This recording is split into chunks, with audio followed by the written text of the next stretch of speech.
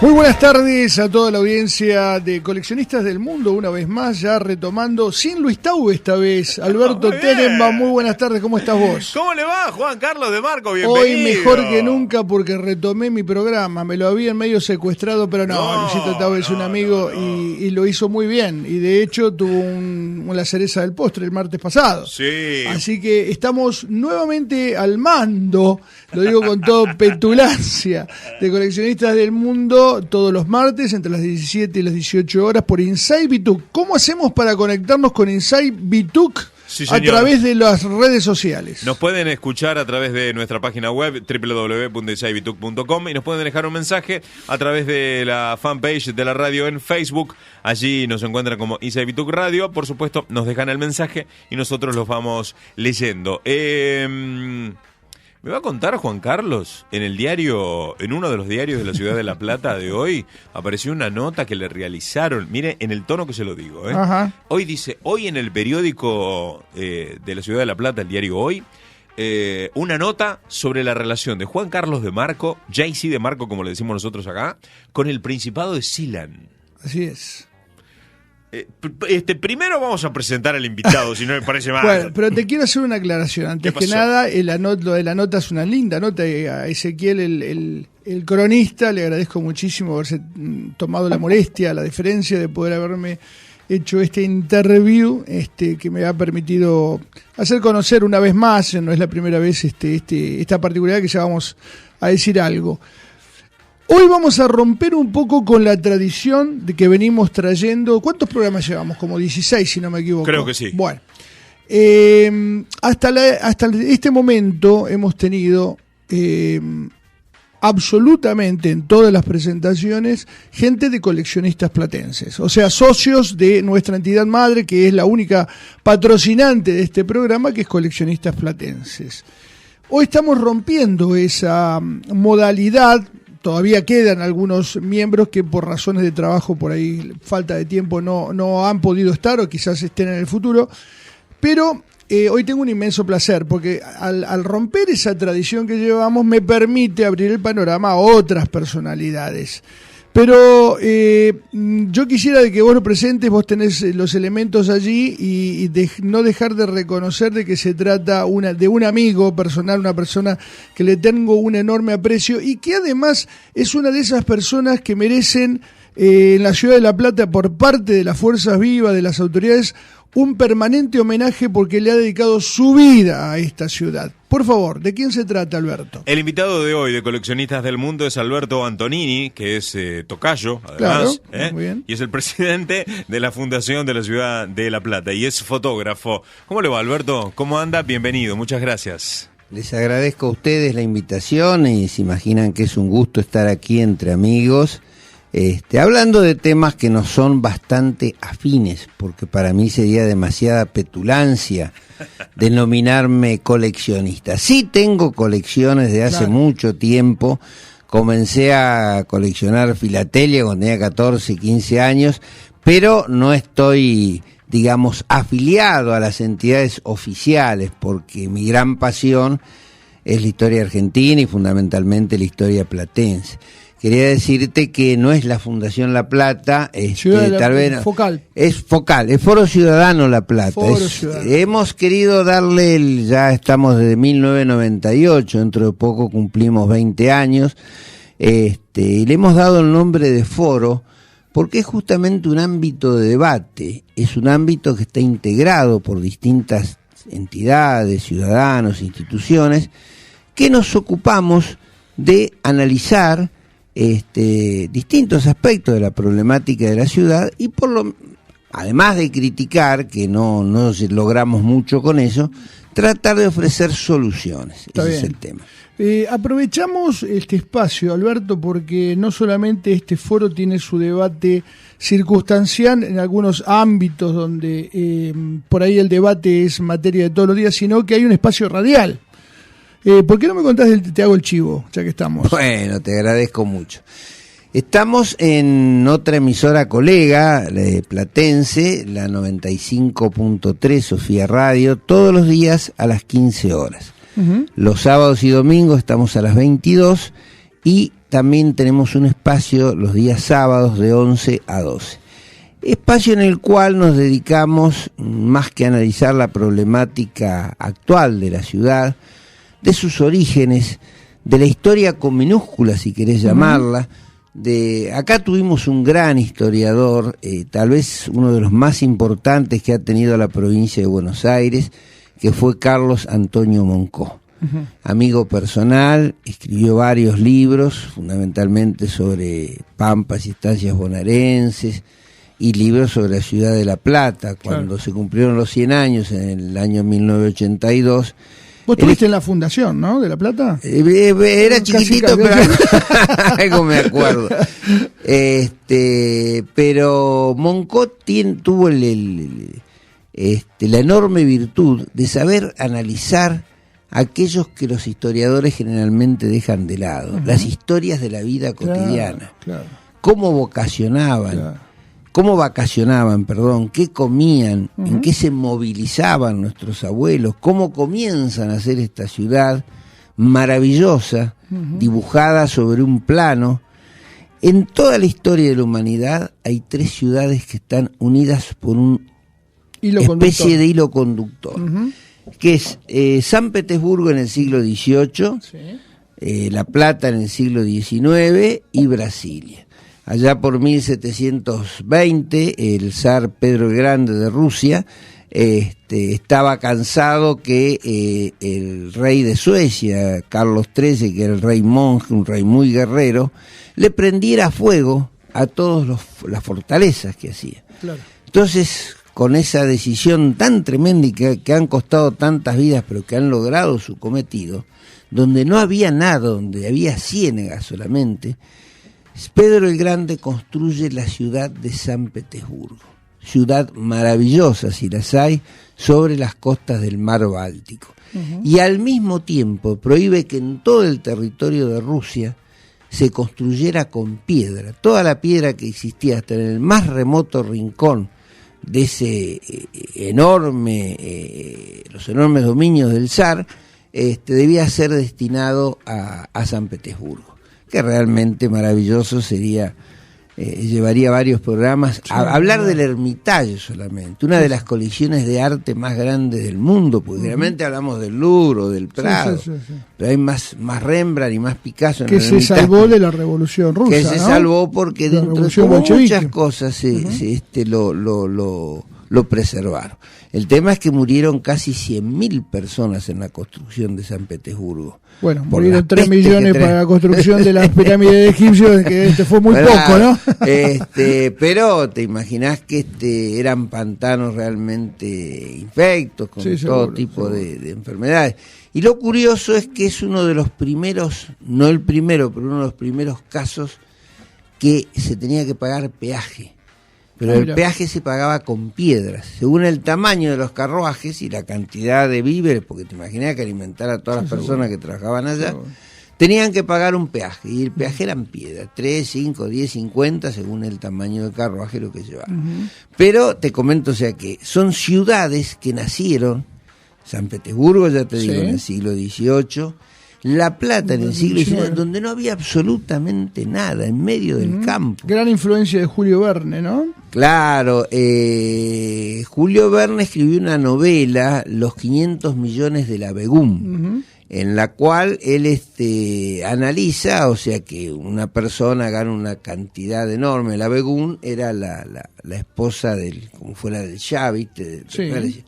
Y quien gana, no existía Reza Pahlaví entonces, pero quien ocupaba el cargo, en aquel momento, está bien, perdón, estoy hablando del último. La escribió en 1876, 6 años antes que se funde La Plata.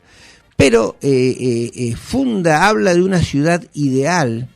Esa ciudad ideal, cuando Londres era una especie, las grandes capitales europeas, de pasadizos, que las vacinas, ¿no es cierto?, las escupideras, para hablar en buen castellano, con los desperdicios se tiraban por la ventana, agua va, decían en Londres.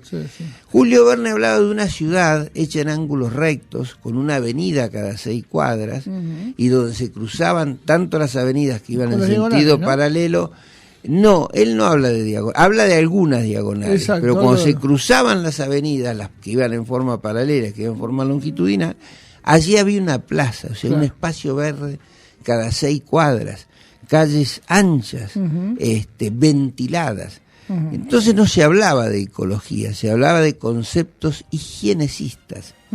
Y Julio Verne se anticipa, ¿no es cierto?, a lo que hace Dardo Rocha con su grupo de trabajo, de planificadores, fundamentalmente Pedro Benoit, su mano derecha.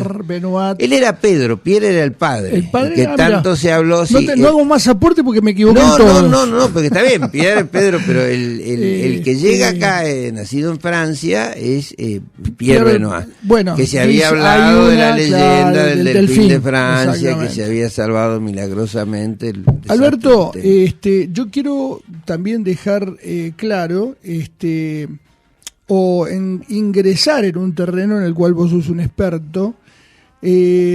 Por muchos años tuvimos un negocio en esta ciudad que fue Kineplat, del cual vos fuiste su titular, en 758-59. Primero fue en una cuadrante, el primer local, porque tuvimos 3 locales distintos. Bueno, muy bien. Después fue Kinecolor también y demás.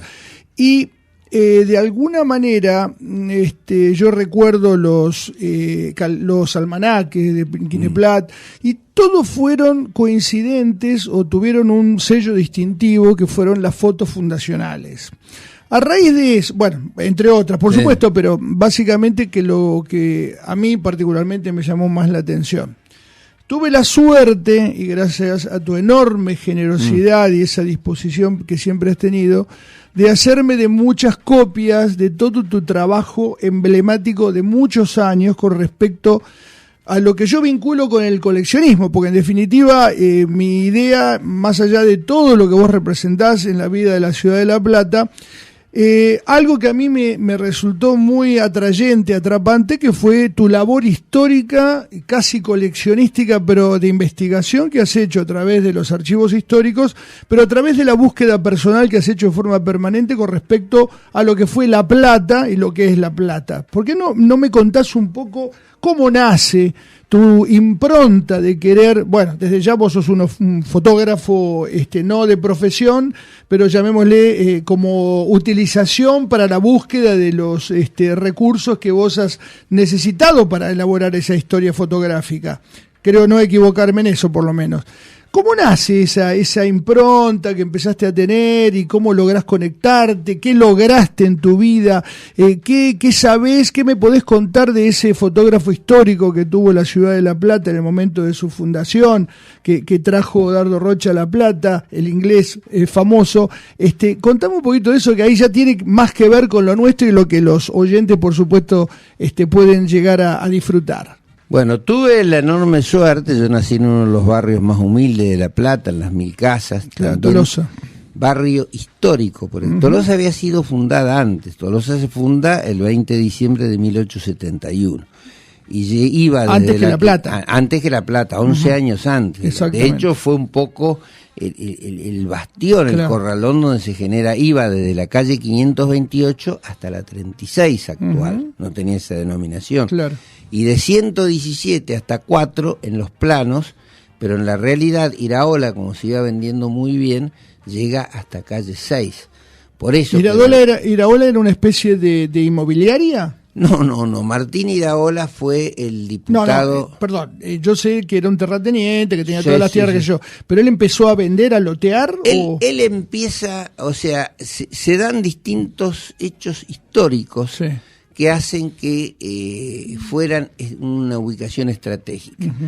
Primero, la epidemia de la fiebre amarilla, que hace que los dos grandes saladeros que estaban ubicados a orillas del Riachuelo, o sea, el de Juan Berizo y el de Antonino Cambaceres, tengan que salir de ahí. Entonces se radican. Juan Berizo, dando origen a la ciudad que lleva su nombre, 1871, presidencia de Domingo Faustino Sarmiento.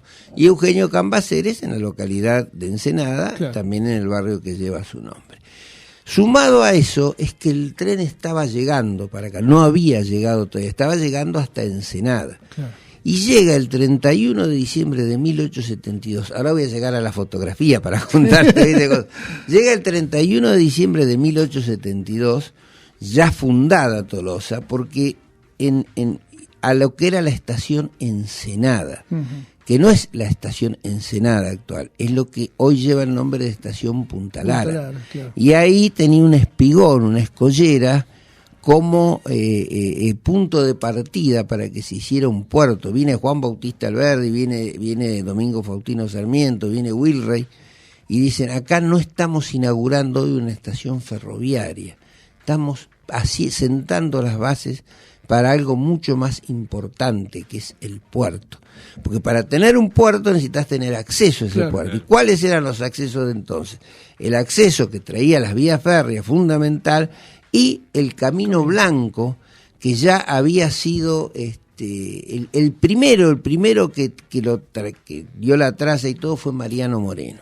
Ahora te voy a contar. ¿Dónde estaba? Y después, no, en el mismo, sobre la misma traza. Y después Bernardino Rivadavia, en 1822, ya le da...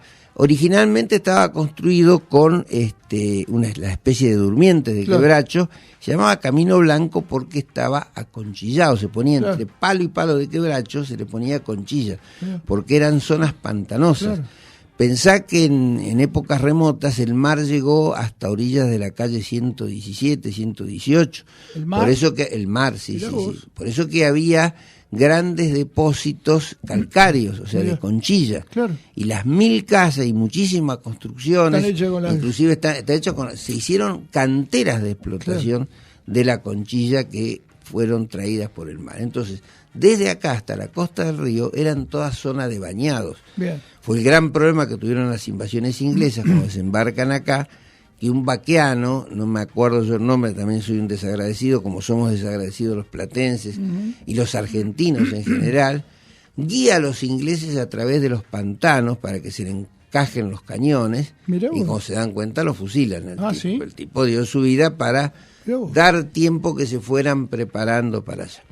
Bueno, el tema es que con esos antecedentes, el Camino Blanco por un lado, la llegada De las vías próxima férreas. de las vías férreas, que llega poco después, de hecho de fundada Tolosa. Y al mismo tiempo Sarmiento había visitado el puerto de La Plata, porque reviviendo una vieja ambición de Mariano Moreno, esto es lo importante, esto es lo que ignoramos la mayoría de los platenses. El último día que Mariano Moreno pasa con vida en tierra firme, lo pasa en Ensenada. Mirá vos. Y Mariano Moreno fue el único gobernante argentino que ya en 1810, el 11 de octubre de 1810, plantea que Buenos Aires deja de ser el puerto de entrada del país. Todas las naves de ultramar que llegaran tenían que venir a Ensenada, porque era el mejor puerto natural, o sea, los capitanes, los marinos de todo el mundo lo decían. Y es más, las naves de ultramar que estuvieran ancladas en Buenos Aires tenían que venir hasta Ensenada. Tanto es así que cuando él pierde empuje político, Mariano Moreno fue el hombre más apasionado, fue la antorcha viva de la revolución, fue el verbo inflamado revolucionario, tal vez por demás para algunos, ¿no? Cuando, digamos, pierde su pulseada con Cornelio Saavedra al formarse la Junta Grande, a la que tampoco adhiere Artigas, porque lo que buscaba era cimentar Buenos Aires como núcleo, como centro. Moreno soñaba un país más federal, con los grandes recursos que daba el puerto repartido de una forma más distinta. equitativa, claro. Entonces, por eso es que prohíbe que lleguen acá a Buenos Aires, y todos tenían que llegar no a Buenos Aires, sino a Ensenada. Inclusive cuando él tiene que irse en una fingida misión diplomática para lograr reconocimiento, para ir, no reconocimiento de la soberanía, porque todavía no estaba, pero sí el reconocimiento de darse gobierno propio de los criollos de mayo de 1810, Moreno, recordás, el secretario de la primera junta. Claro. Cuando pierde la pulseada, como molestaba, lo mandan a Londres.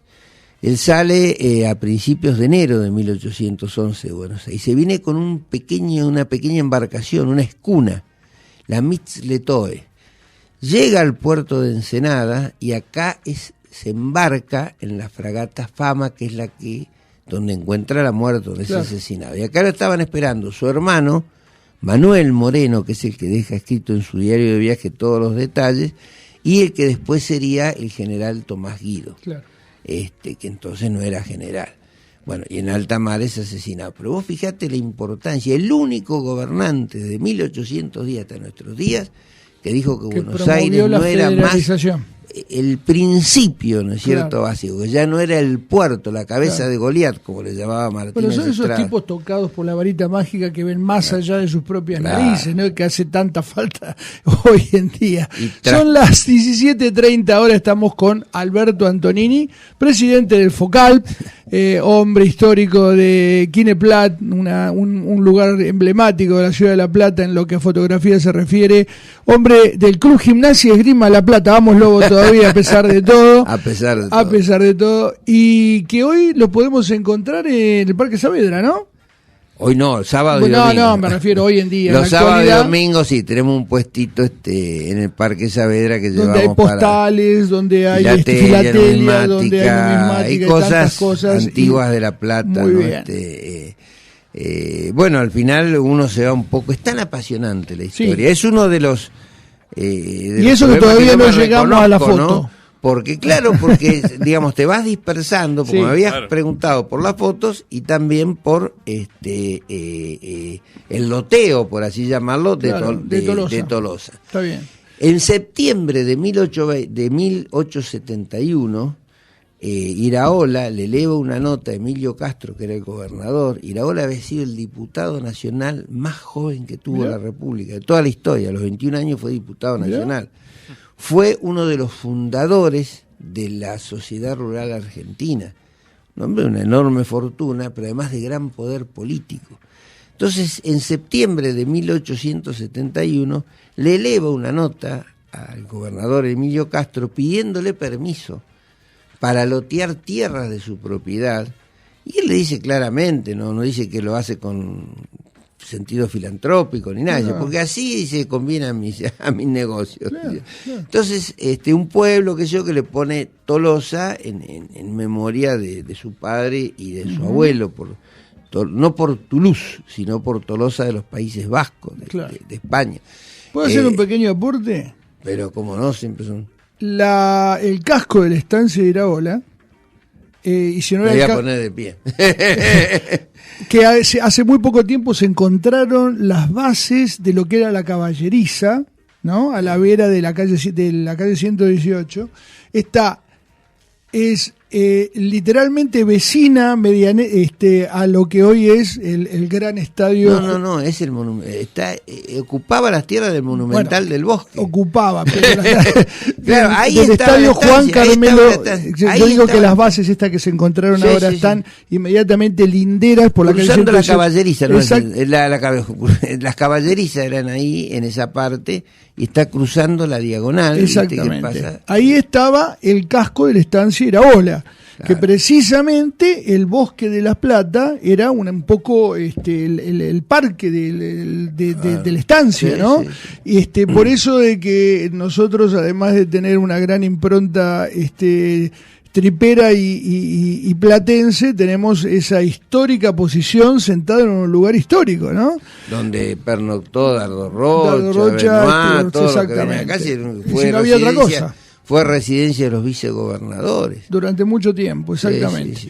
Bueno, estamos ya pasadas las 17:30 horas con Alberto Antonini, un inmenso placer y privilegio en este programa Coleccionistas del Mundo. Inside Bituk, Radio Online. 17:38 minutos, estamos en Inside Bituk, en Coleccionistas del Mundo, con una presencia indiscutida en este programa, alguien que realmente admiro muchísimo, que es Alberto Antonini.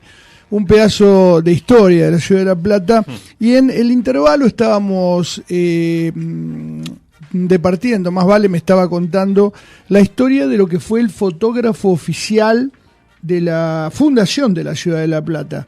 ¿Por qué fue el fotógrafo oficial? ¿Cómo llega? ¿De dónde viene? ¿Por qué era tan famoso? ¿Qué es lo que vos rescatás de él, no? Claro, yo te agradezco tus generosos los amigos oyentes que no crean tanto así. Lo dice porque es mi amigo, pero yo soy un apasionado de la historia, que me gusta hurgar un poco en los archivos. Tomás Bradley, que es el fotógrafo que hace referencia, que viene acá el 19 de noviembre de 1882, es el único fotógrafo. Es más, se hacen practicables especiales, si ustedes miran las fotos de la fundación, para que las cámaras, que eran muy grandes, como los negativos se tomaban con placas de vidrio, no con daguerrotipo, con enormes, ya había sido superado el daguerrotipo. Había sido coronel de los Estados Unidos, después de la guerra de la secesión, viene acá a Argentina, lucha junto a Dardo Rocha en la guerra del Paraguay, se hacen amigos allí, y se afinca definitivamente en la calle, pone su estudio en la calle Florida. En ese entonces, como no había las emulsiones de las películas, de las placas de vidrio, no eran demasiado sensibles, en las terrazas, en las azoteas, se ponían construcciones de vidrio tipo chalecito, con cortinas que se corrían para dejar pasar más la luz. Como un invernadero. Como un invernadero, exactamente. Y ahí se tenían que sentar en forma solemne. Eran unos estudios más prestigiosos que tuvo en la ciudad de Buenos Aires. Y Bradley planifica cuidadosamente, eran amigos personales, planifica para Dardo Rocha, si bien no dejó lugar, no dejó un aspecto sin supervisar personalmente, al tema de la fotografía le dio especial importancia. Porque ese 19 de noviembre, yo te digo, no puede ser casualidad, no había ni un solo edificio en la ciudad de La Plata. No. Para el banquete oficial se trae un edificio de madera, un chalet, un chalet desmontable importante, que lo ubican en otro sitio que sería histórico para siempre, Tierra Santa, entre 51 y 53, son demasiadas casualidades, Claro, ¿no? claro. La cancha donde estaba el cosa. Y 459 está la sede central del club más popular de la ciudad, Gimnasia y Esgrima de Plata. Por lo menos el obvio. que más adeptos tiene. Sí, sin duda. Somos un poco fanáticos, lo reconocemos, pero con la mejor onda. No había, la ciudad de La Plata no había nada. El día de la fundación estaba Tolosa, el tren había llegado a Tolosa justamente un 11 de octubre de ese mismo año, de 1882, un mes y 8 días antes de la fundación, y Tolosa se llamaba Estación La Plata. Te hago una pregunta que seguramente me la vas a poder aclarar. Las fotos que vos tenés, y que por suerte tengo copias, de la construcción de las vías férreas, ¿tienen algo que ver con esas vías que llegaban a Tolosa o son posteriores con la construcción de la terminal de La Plata? Yo no me acuerdo cuáles porque, se hicieron varios ramales que nacieron y partieron de Tolosa. Claro. Llegaban primero hasta Tolosa, llegaba el tren. Ese 19 de noviembre se pone un trencito, sistema de Covil, que va hasta la calle 51, porque no había nada, estaban las calles sí delineadas. Claro. Y la 51 estaba con Conchilla sentada. Entonces llega el trencito de Covil, o sea, corcoveando por las lomas, hasta 1 y 51, y después por la 51 hasta Plaza Moreno. La mayoría de la gente o alquilaban carruajes en Tolosa, claro, que hicieron una buena diferencia, que tenía o se venían a pie la mayoría. Sí, ¿no? Claro. Pero, perdóname, vos dijiste que el banquete se hizo en ese el banquete edificio oficial. Ah, porque después se comió en las carpas, ¿no? No se comió nada porque se le pudrió la carne. Se le pudrió la carne, tenés razón. Se le descompuso, fue pobre. Pero estaba previsto que iban José a comer Hernández era el presidente de la comisión de la comida popular, se había hecho un asado popular. Claro. Inclusive las crónicas de la época de los diarios La Nación, que habían llegado acá y todo, no me acuerdo cuál era el otro día, se me fuera en este momento, son lapidarias. Dice que la gente se moría de sed, se vendía el agua a $1 el vaso, que era muchísimo dinero.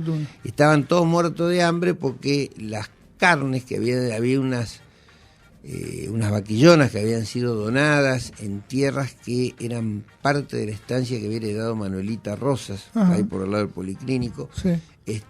Hizo muchísimo calor ese día, muchísimo calor. Y a la noche llovió todo el calor que se había acumulado. La carne se pone fea, pero bueno, la cocinan igual y bueno, fue incomible, así que se quedaron sin comer y sin agua. Y cosa curiosa, en las invitaciones oficiales dicen que lamentan no poder invitar a señoras por no tener sanitarios claro, para el bello sexo. Es verdad. ¿No es cierto? Que los hombres se acomodan como... Pero las fotos aparecen mujeres que vinieron igual. Mujeres, ¿no? Sí, aparecen indios, aparecen el regimiento. Ellas son pocas conocidas, pero sí vinieron los caciques, estaban invitados oficialmente. Claro. No se arrimaron donde estaba la piedra fundamental, que había unas gradas, claro, estaban... Lo más curioso, que sobre esa foto original de la fundación se hace la litografía en colores. Es una litocromo-oleografía. Que se hace en Milán. En Milán por el artista Delfino Quirici. Exacto, que se pone el mismo en la parte. Que se pone el mismo y se pone a Sarmiento, lo pone fue el primer Avellaneda. Sí, por pedido era, claro, te ponían por pedido. Porque por razones políticas, Dardo Rocha despuntaba como el adversario más peligroso para Roca. Claro. Entonces, ni bien el presidente de la Nación, ni bien el vicepresidente de la Nación, en la litografía. Ni bien el Sarmiento, que despotricaba porque él quería hacer Argelópolis. Claro. Pero después, cuando vieron cómo estaba, es más, Julito Roca, el famoso el firmante del pacto Roca-Runcimán, aparece junto al hijo de Dardo Rocha, que los chicos habían sido los encomendados de dar las palabras. O sea, aparece un montón de personajes. Sí, sí. Y lo curioso son las desesperadas cartas que le mandan, que le manda Bradley, el fotógrafo, Tomás Bradley, porque para poder había que mandarle a Milán la foto original, pero después las fotos con las caras de las personas que faltaban. Entonces primero le manda a decir Claro. que vayan a su estudio, que le van a sacar, pero no les dan bolilla. Claro, no van. Y pasa el tiempo y no van. Y después dice, mándenme alguna foto, la que tengan. Pero Claro. nadie tenía foto entonces. No Claro. era tan No común era como, como ahora. claro. Y al final, bueno, no sé cómo, pero las cartas son desesperadas. Dice, no sé qué hacer. Dice, he ido yo a la casa dice, Sí, personalmente. sí. Pero ni Sarmiento ni otro le dieron bolilla. Así que, bueno. Bueno, de después- esa obra pictórica, que como su nombre lo indica, es en base a óleo, pero es reproducida en una cantidad importante de veces, las ejemplares de esa obra fueron entregadas a las familias más tradicionales de La Plata. Sí, sí. Y a los edificios públicos, obviamente. Hoy se conservan, yo debo tener conocimiento de unas 6 o 7 obras más o menos. Yo tengo una, mi familia tuvo una, me llegó a mi no sé por qué, mi familia no era de las, ni siquiera estaban en la época, pero bueno, tengo una de las hermosas copias En el Palacio que son. Municipal había. Hay una, frente a la hay, entrada del está, intendente. y está en la Casa de Gobierno también, en el Ministerio de Educación hay una, en el Museo de Ardo Rocha hay otra, bueno, debe haber 10 o 12 conocidas, Sí, sí. pero creo que hubo más de 50 o 60 copias que vayas a... En el Museo de Luján hay otra también. Originalmente, porque eso se pagó, fueron 100. ¿Ah, sí? Si Mirá, han llegado o no han llegado, no, No se sabe. Se pagaron 100. claro, seguro. Bueno, acá en este programa nosotros tenemos el hombre de la inquietud permanente que tiene las preguntas claves. Así que vamos con él, lo presento, el señor Alberto Tenenbaum, vamos con la pregunta clave. Bueno, no es. No preguntes cuándo vamos a salir campeones. No. Ahí me matas. No, pero vos sabés que en todo este tiempo, Alberto, estamos hablando con Alberto Antonini, que es el presidente de la Asociación de Foro Ciudadano La Plata, FOCALP, y además estamos hablando de su otra pasión, de la fotografía. Pero cómo se va uniendo todo, ¿no? La historia, la fotografía, todos estos hechos que vos estás contando, que parece que sucedieron hace un montón de años, que de hecho es así, pero cómo tienen implicancia en la vida actual. Porque yo me quedé enganchado con esto del puerto de Ensenada, ¿no? ¿Qué mirada la de Moreno en ese momento? ¿Y cómo vos fuiste enganchando para poder llegar a hablar de la fotografía? Hoy nosotros te sacamos una foto acá, ya está subida en una red social, lo hicimos en un segundo. Y te estaba escuchando, ¿no? Esto, 100 copias, no sabemos si llegaron esas 100 copias o no, que las personas no querían participar.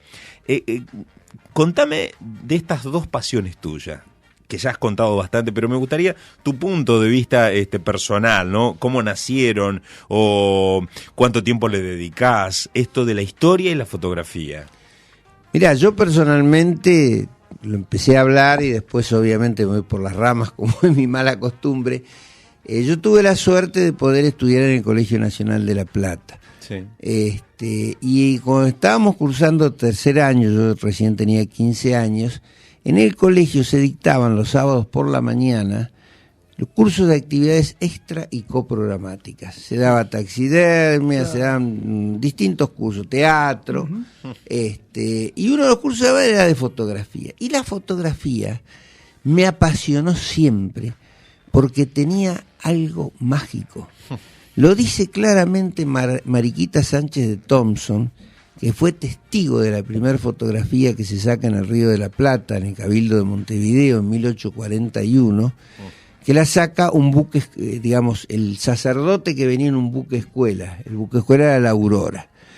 Y el sacerdote era Augusto Comte, y bueno, de carne somos, se enamoró de una uruguaya, se pierden las cuchillas, porque ahí no era chiste, ya lo fusilaban, como fusilaron a Camilo Gorman y a Ladislao, al padre Ladislao Gutiérrez. Entonces él le vende a Florencio Varela sus cámaras fotográficas, y Florencio Varela, el mismo que también es asesinado años después en Montevideo, es el primer argentino en tener cámara fotográfica. Y Mariquita Sánchez le escribe a su hijo una carta de 6 carillas, describiéndole, y dice: hijo, algo mágico ha sucedido. Nunca moriremos del todo, porque un cuadro es otra cosa, lo pueden pagar solamente las personas más pudientes, y según cuánto le pagues te van a sacar más lindo, más feo. Pero acá no, dice, nuestros nietos, nuestros bisnietos van a poder ver cómo somos. Es como aspirar a una brizna de inmortalidad. Yo era muy chiquito y me llamó la atención ver una foto de mis padres que se pusieron de novio. Mi papá tenía 15 años y mi mamá 14, y que se conservaba esa foto. Y yo, siendo una criatura, me parecía mágico ver esa foto. ¿Esa foto es la original? La foto que tengo yo, sí, una foto original que tenía mi madre siempre sobre la mesita de luz, estaba él con mi papá, y yo digo, claro, tantos años pasaron, digo, qué mágico esto de poder aprender. Claro. Por eso, esa magia, lo que me fascinó a mí, te imaginás que fascinó a Mariquita Sánchez, había fascinado mucho antes, fue lo que fascinó al mundo. El creador de la fotografía, Nicéforo Nips, no lo vio así, él dijo que era un entretenimiento, por eso que queda como padre de la fotografía Luis Daguerre, que aportó muchísimo, pero el creador, el que logra la primera fotografía en 1826 en París, es Nicéforo Nips. Entonces, de ahí, pero él no alcanzó a ver... Alberto, disculpame la interrupción, sin entrar en tecnicismos, ¿qué diferencia hay en la formalidad de la fotografía, esta original de París, con el daguerrotipo? Fue un sistema, hubo varios sistemas. Pero hay mucha diferencia. Sí. Bueno. O sea, después vino el talbotipo, el calotipo, inclusive se sacaron placas al colodión húmedo, que los tipos ya colocaban el material fotosensible en la cámara húmedo, mojado. Sí. Y lograron una foto, sobre todo del Gran Cañón del Colorado, allá por 1860, maravillosa realmente. Pero no queremos aburrir a la audiencia. No, porque probablemente haya mucho de técnico en todo esto, y en realidad... Pero fueron distintos procesos que fueron, recién la fotografía 35 milímetros, obviamente analógica, nace allá por el año 20 y pico con la legendaria cámara Leica. Claro. Que fue, viste, una maravilla, porque antes las cámaras eran enormes. ¿Esa es la famosa del cajón de madera? Todas las anteriores. La Leica no, la Leica era una cámara 35 milímetros pequeña, que fue lo que... O sea, la más popular fue una que vendió Kodak, la famosa cámara cajón de Kodak, que era un cajoncito, un cuadrado, a eso me refería, que sacaba las fotos redondas, las fotos circulares, eran circulares las fotos que sacaba.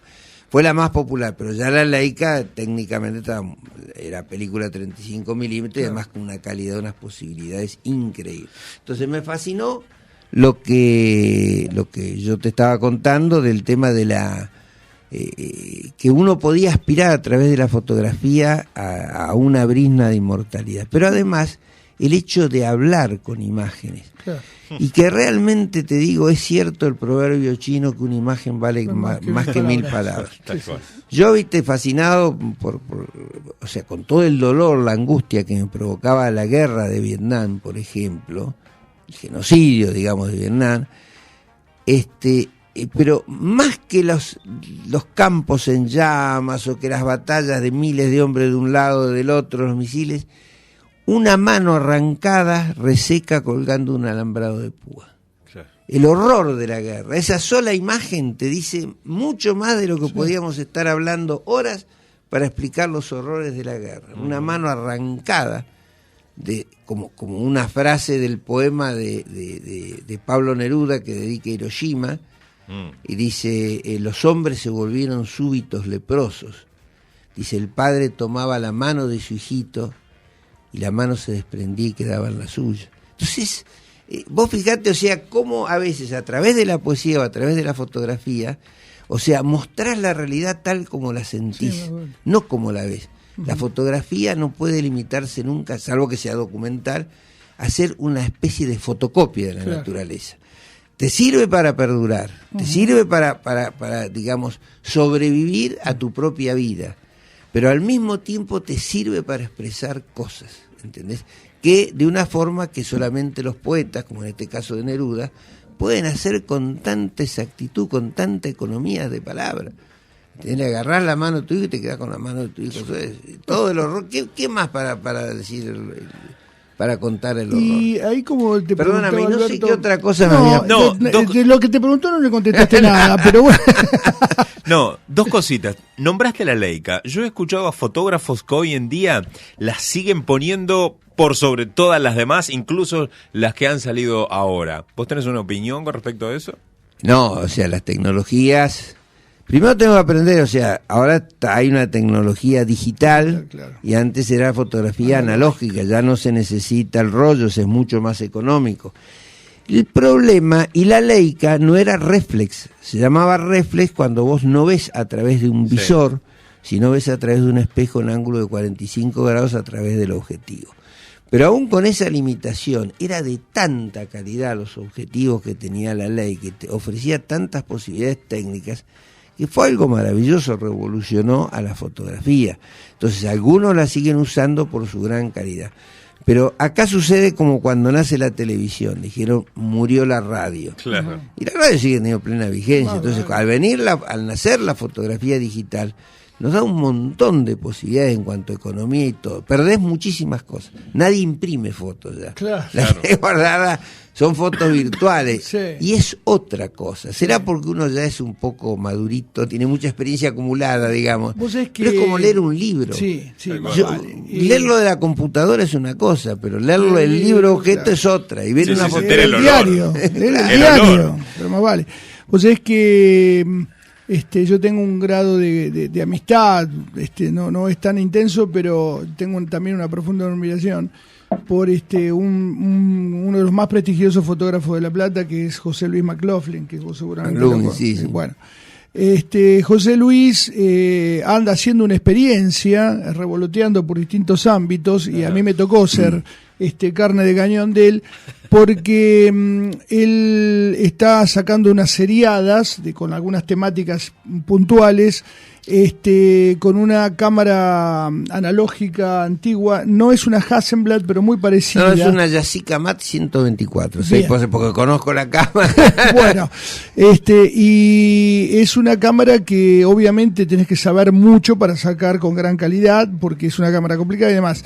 Y lo que de alguna manera traigo a colación es cómo un tipo que sabe mucho del tema elige un elemento que ya está en teoría, ¿no? En teoría está superado técnicamente, o al menos prácticamente, si se quiere, para lograr cosas fantásticas. Pues yo he visto exposiciones de él que son maravillosas, ¿no?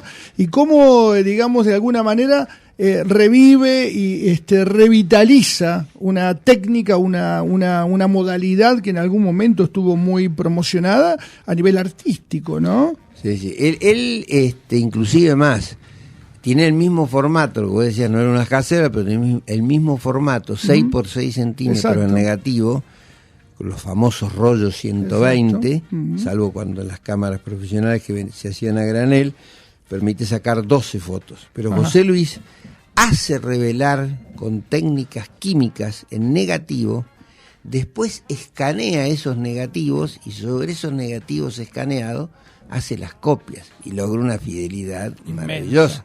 Tuve la suerte de conocerlo a José Luis muy jovencito, o sea, fue cliente mío muchísimos años y sigue siendo un gran amigo. Pero vos fijate cómo une los dos sistemas.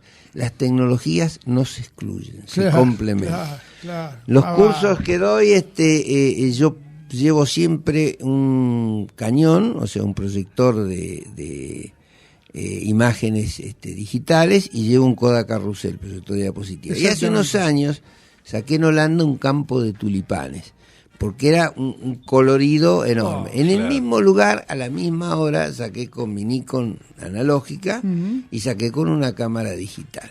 Entonces, primero les proyecto a los chicos la fotografía con el cañón, la fotografía digital, porque no es, o sea, estamos haciendo un bombardeo electrónico sobre una pantalla de unos y ceros. Claro, según cómo se acomoda, conforman una imagen. Entonces digo, miren la foto, chicos, analícenla, qué lindo, qué belleza, los colores. Bueno, Vean Entonces, pues digo, la vieron, y en la otra pantalla de al lado le enciendo el proyector y le paso una vieja diapositiva que, pese a los años, sigue, porque una cosa es ver una imagen por transparencia y otra cosa es verla por un bombardeo electrónico.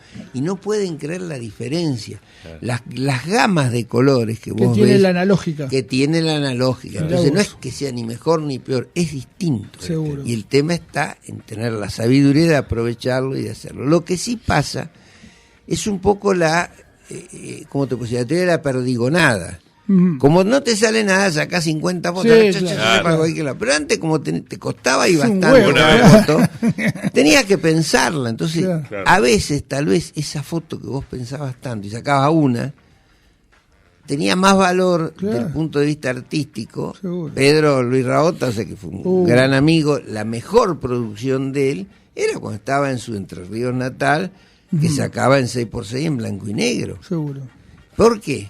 Después ya cuando empezó, no es que en la última etapa haya sido malo, puedo cometer semejante herejía, pero a mí personalmente me llegaba, era mucho más profunda la fotografía esa que era así. Y la ciudad de La Plata tuvo enormes exponentes en la fotografía. Yo, abuelo de pájaro y apelando mi poca memoria, puedo destacar fotógrafos impresionantes, como yo pude observar Macadden, por ejemplo, Kent, de la famosa casa de fotografía, exactamente, conocido por la casa Kent de fotografía, Ataulfo Pérez Aznar también, o sea, todo, el mismo José Luis McLaughlin, ¿no? Es decir, toda una gama de... Enrique Viola también. Enrique Viola, me había olvidado, mirá vos. Sí. Todos amigos, clientes. Pero quiero volver a Thomas Bradley, hombre americano de la guerra confederal.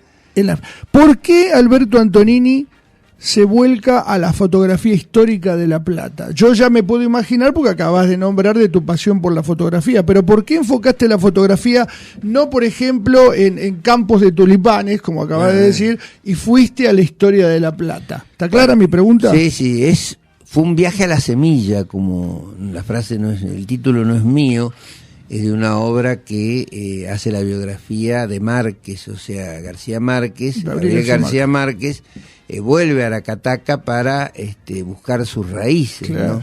Y su biógrafo le llama el viaje a la semilla, o sea, al inicio. O sea, que empecé, a tratar de estudiar el tema de las 1000 casas y tuve oportunidad de que me dejaran estudiar con técnicas de macrofotografía los álbumes originales que están en la biblioteca de la legislatura de la provincia de Buenos Aires. Mira. Los álbumes que sacó ahí. Yo pensé que en algún momento vos me nombraste el archivo histórico de la provincia. El archivo histórico de la provincia tiene muchas fotografías. Vos sacaste material de ahí, trabajo, ¿no? Porque yo recuerdo... pero mi trabajo original, que salió publicado en el diario El Día también y todo, fue, o sea, todo lo que aprendemos cuando vamos con un lente macro a revisar, a escudriñar en esa fotografía. Desde cómo estaban vestidas la gente. Perdóname, un lente macro es como una lupa. Eso, que vos con la lupa la vas apoyando arriba de la foto y vas indagando de qué se trata y ahí fotografiando. Claro, bien. Sí. Pero sacás montones de cosas. El tema del agua potable, o sea que no había acá y sin embargo había un sistema que las canaletas se recogía, cuando llovía se desechaba la primera agua y las canaletas tenían como un eje sobre el cual giraba y el agua caía en el aljibe, el agua de lluvia, porque había contaminación en las napas, o sea, las perforaciones, había que perforar demasiado profundo para poder sacar. El mismo día de la fundación, que aparecen señoras, que yo algunas de voluminosas, ¿no es cierto?, que aparecen ahí pese a no haber sido invitadas. Mirá. Las vestimentas que tenía la gente un día de calor tremendo, que estaban todos con saco, con polaina, con chaleco, con sombrero. O sea, pero tantas cosas aprendés mirando esas fotografías que fueron vistas cientos, miles de veces, ¿entendés? Las leyendas, todas leyendas de las logias masónicas que se ubicaron en el palco. Mirá, te podía decir demasiadas cosas que me apasionó hacer ese estudio de macro, analizar una por una cada una de las fotografías. El Diario del Día publicó una página entera hace muchos años sobre que es, digamos, era inédito esa exploración, por lo menos inédito en cuanto a publicarla y analizarla, ¿no? Y buscarle el contenido histórico a lo que era un documento fotográfico. O sea, no había Photoshop en esa época y si bien se podían meter pequeñas mulas como hacía este litógrafo, no se hacía sobre la litografía, pero no sobre la fotografía. La litografía es un impreso, no es un material fotográfico, o sea, que se pone sobre los aluros de plata. Son las 18:06 minutos y estamos ya dando las hurras del día de hoy por haber traído un número 1 a nuestro programa con el agradecimiento del caso, pero para el cierre de esta edición vamos a darle el visto bueno a nuestro compañero Alberto Tenenbaum, que tiene otra preguntita, desesperado por hacer la última. No, la última, porque hace pocos días nos enteramos que había fallecido la protagonista del beso más famoso. Greta Zimmer Friedman se había convertido en ícono del fin de la Segunda Guerra Mundial, esa foto, ¿no? Sí. Muy famosa. Tomando en cuenta esto, ¿vos tenés alguna fotografía así que sea como la mejor para vos, que la hayas sacado vos, o que, no sé, de otro fotógrafo, o que a vos te represente? Mirá, fotografías mías sería difícil.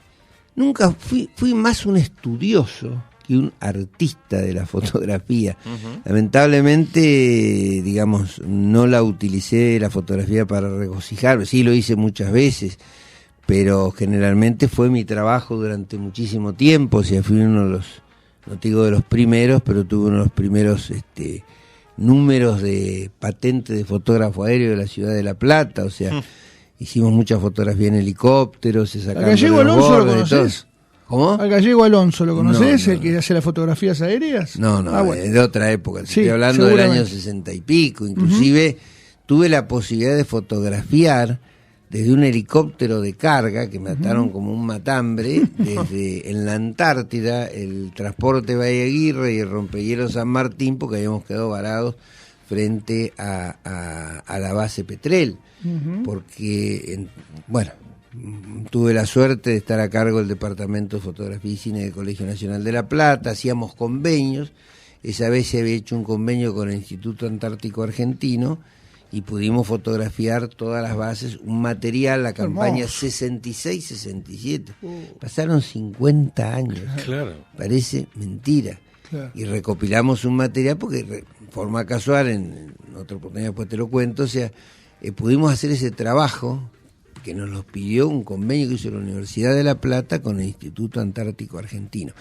Mi fotógrafo, digamos, que uno trata de aprender, sí, que tiene algo mágico, fue Robert Capa, que uno de los integrantes del grupo Magnum, que, digamos, distribuía a las agencias las fotografías que yo sacaba. Sí. Fue fundamentalmente un fotógrafo de las contiendas bélicas y muere en la guerra de Corea al pisar una mina antipersonal en 1950. Y hay muchas fotografías de Robert Capa que son realmente emblemáticas. Y un caso para ver que de carne somos.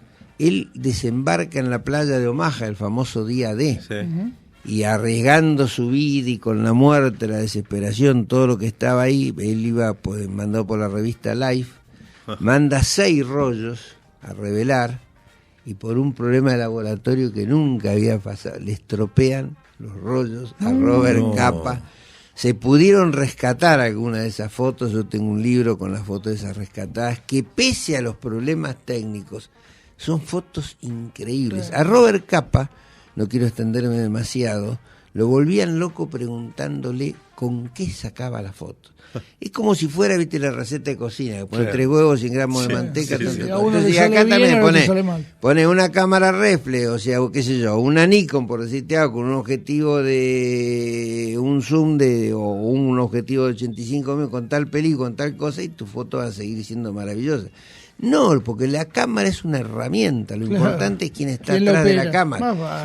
Y fue así que Robert Capa, cuando preguntaron con qué sacaba la fotografía, dijo, la saco con el alma. Mirá. Entonces, le podía dar a otro su equipo, pero no podía darle el alma de Robert Capa. Alberto, te pido 60 segundos, puede ser, de despedida. Sí, por supuesto. ¿Tenés 60 segundos para darme tu opinión de la obra proyectada del pasaje a nivel o bajo nivel o sobre nivel de 1 y 38? La terminal ferroautomotor de La Plata, que debía ser la obra más importante del último medio siglo, cualquiera de las dos alternativas que se dan, tanto el paso bajo nivel en 1 y 32, 32, perdón. Sí. 1 y 32, como el túnel soterrado es un disparate desde el punto de vista urbanístico y desde todo punto de vista. No se puede tomar una cosa aislada, sino dentro del contexto de la región. Todo, absolutamente todo, y así lo han estudiado y examinado los equipos de especialistas multidisciplinarios. La solución está en hacer la terminal ferroautomotor en Tolosa. Bien. ¿Por qué? Porque los micros de larga y media distancia no pueden entrar. Cuando me hablan de que las ciudades, las capitales europeas llegan al centro, no. Una cosa es que llegue la parte ferroviaria soterrada, pero además llegan a Atocha, llegan y salen. Claro.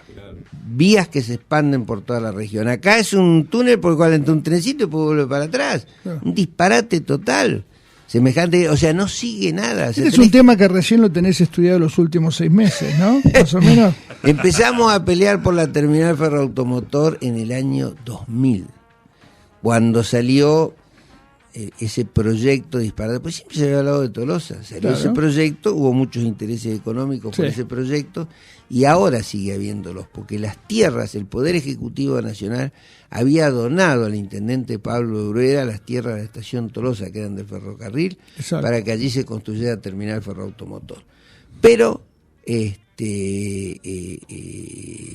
hubo intereses económicos sobre quienes iban a explotar, que querían hacer una terminal boutique, y entonces les quedaba mejor para hacer la terminal shopping en 1 y 44. Claro. Pero después, si pensamos en recuperar la red de ferrocarriles, que es indispensable, Tolosa es todo el nudo, desde allí mismo salís directamente al puerto, de ahí mismo podés recuperar el tren de la línea que empalma con la línea Belgrano. Tendría que mostrarte los planos, todo. Pues, te imaginaste la pregunta que le tiré, le dije 60 segundos, una locura mía, ¿no? Me parece que se va a cometer el disparate, seguro. No sé si por burrada Conozco tu posición, por eso te lo pregunté, y seguramente en algún otro momento vamos a tener la posibilidad puedan recapacitar, de expandirlo con más detalle. Yo, Alberto, te agradezco muchísimo tu presencia. Sé que te gusta esto, por eso también te invité, y que tengas mucho éxito. Hay que sacarte las palabras con tirabuzón. Te agradezco y que tengas mucho éxito con tu programa, que sé que además tiene muchos oyentes y tiene, por supuesto, la impronta tuya, que no es poca cosa. No, por supuesto. Alberto Tenema, gracias siempre por estar. Nos veremos, Dios mediante, el próximo martes, 17 horas, por Inside Bituk en Coleccionistas del Mundo. Muy buenas tardes. Martes, 5 de la tarde. Coleccionistas del Mundo. Coleccionistas del Mundo. Conduce Juan Carlos de Marco en Inside Bituk, Radio Online.